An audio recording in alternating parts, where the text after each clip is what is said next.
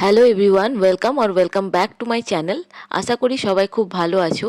আজকের ভিডিওটাতে থাকছে কিছু বেঙ্গলি কাপল পেন্টিং আইডিয়াস, যেগুলো তোমরা ফ্রেম করে নিজেদের বেডরুম বা লিভিং রুমের ওয়ালে হ্যাং করতে পারো। প্রথমেই আমি পেন্সিল দিয়ে পিকচারটার একটা আউটলাইন ড্র করে নিচ্ছি। আর আজকে আমাদের থিম হচ্ছে বেঙ্গলি আর্টস বা বাংলা শিল্পকলা। পশ্চিমবঙ্গের শিল্পকলা ভারতের শিল্পকুশলতার এক বড় দৃষ্টান্ত। শৈল্পিক দিক থেকে পশ্চিমবঙ্গের শিল্পকলার মধ্যে নান্দনিক ও সাংস্কৃতিক অভিনবত্ব রয়েছে। বাংলার শিল্প বলতে বোঝায় বাংলা বা পশ্চিমবঙ্গ অঞ্চলের বিভিন্ন শিল্প ও কারুশিল্প, যা চিত্রকলা, ভাস্কর্য, মৃৎশিল্প, বস্ত্রশিল্প, লোকনৃত্য এবং সঙ্গীত সহ বিভিন্ন শাখায় বিস্তৃত। ভারতের পশ্চিমবঙ্গ রাজ্যের রয়েছে সমৃদ্ধ সাংস্কৃতিক ঐতিহ্য। অতীতে বিভিন্ন শাসকের শাসনকালে পশ্চিমবঙ্গের শিল্প ও কারুকার্যে অনেক পরিবর্তন এসেছে, যা আজ ঐতিহ্যবাহী হস্তশিল্প, পোড়ামাটির শিল্প, চিত্রকলা ও খোদাই, নৃত্য ও সঙ্গীতের আকারে একটি শৈল্পিক বৈচিত্র্য এনে দিয়েছে।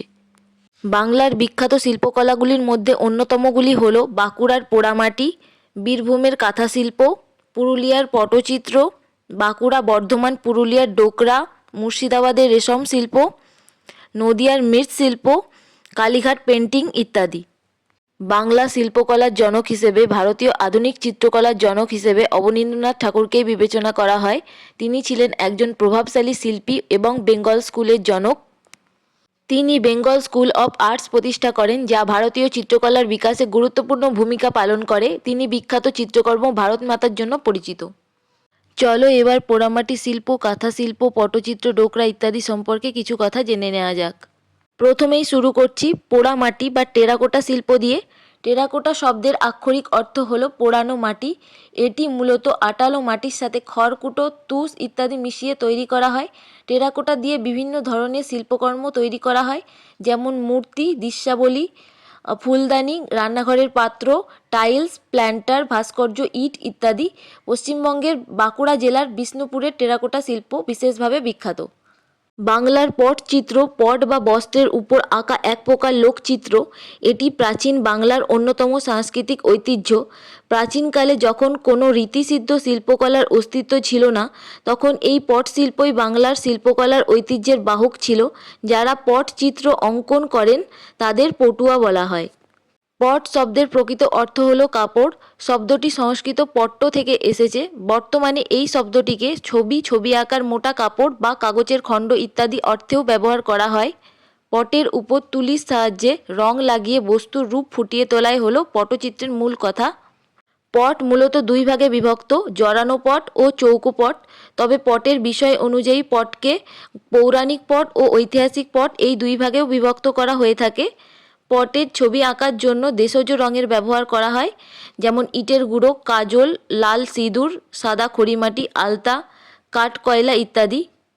ডোকরা শিল্প হল হারানো মোম ঢালাই বা লস্ট ওয়াক্স কাস্টিং পদ্ধতিতে তৈরি প্রাচীন ধাতু শিল্প, যা মূলত ঝাড়খণ্ড, ছত্তিশগড়, ওড়িশা, পশ্চিমবঙ্গ ও তেলেঙ্গানার মতো রাজ্যে বসবাসকারী ওঝা ধাতুশিল্পদের দ্বারা চর্চিত হয়। ডোকরা শব্দের উৎপত্তি হল ডোকরা ডামার উপজাতি থেকে, যারা বিভিন্ন ধরনের হাতের কাজে পটু ছিলেন। ডোকরা শিল্প হল একটি ঐতিহ্যবাহী ধাতু শিল্প, যেখানে পিতল বা অন্যান্য ধাতু দিয়ে বিভিন্ন ধরনের শিল্পকর্ম তৈরি করা হয়। এই শিল্পের ইতিহাস প্রায় 4000 বছরেরও বেশি পুরনো এবং সিন্ধু সভ্যতার শহর মহেঞ্জোদারো থেকে পাওয়া নিত্যরত নারী মূর্তি এর একটি নিদর্শন।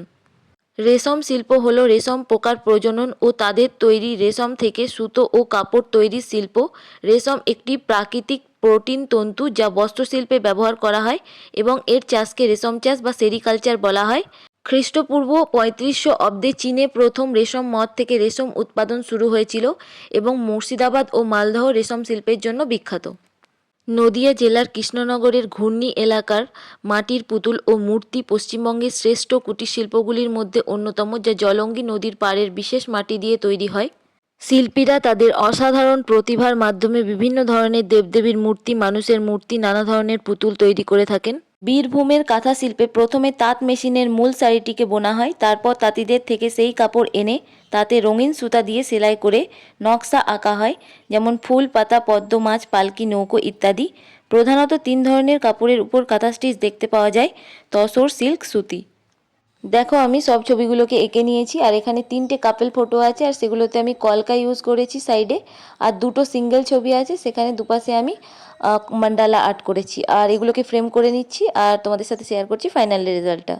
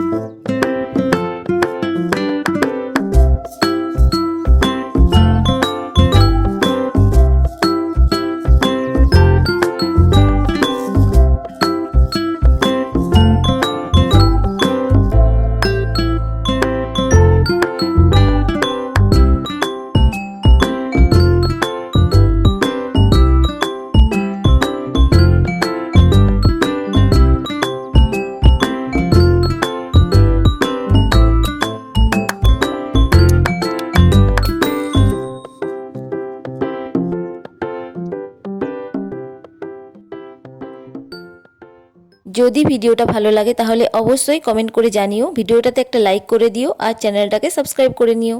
দেখা হচ্ছে নতুন কোনো ভিডিওতে। Take care, by.